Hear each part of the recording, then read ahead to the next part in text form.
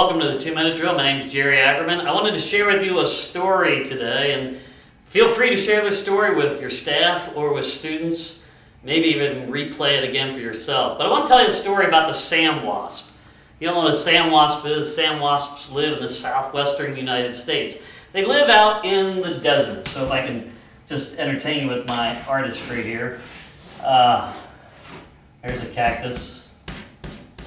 So sand wasps live out in the deserts, and what they do is they actually live in a burrow like that. And I'll try to draw a sand wasp so you get an idea here. Here's our little sand wasp with some wings. I know you could probably do better than that, but that's all I got for you. So we have sand wasps, and what sand wasps have done is they found out how to be very successful.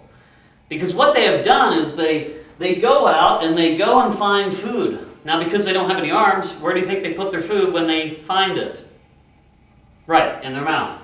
They put it in their mouth. And then the interesting thing about a sand wasp is they come over to their burrow, and before they go in, they drop the food outside of their burrow.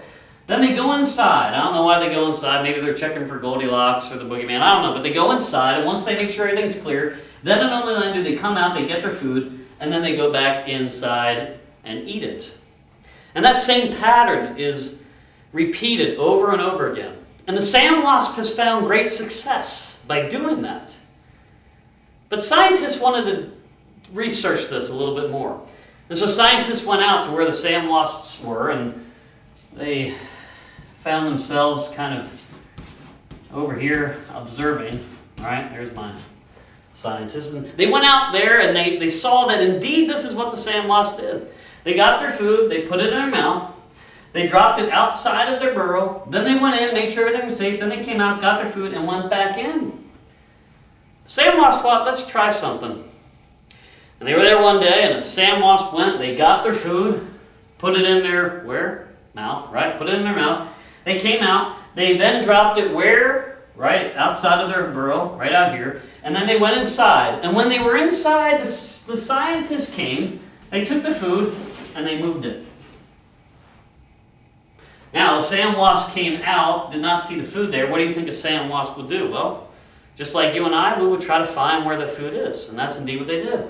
The sand wasp went, got their food, found it, put it in there, right, in their mouth.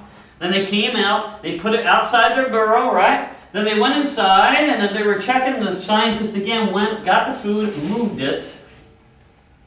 Sand wasp comes out again, doesn't find their food. What do you think they do? Right? They go and they find it, and they fly back, they put it outside their burrow, they go inside. As they're doing it again, the scientist comes, takes it, moves it. My question to you is, how long does this process last?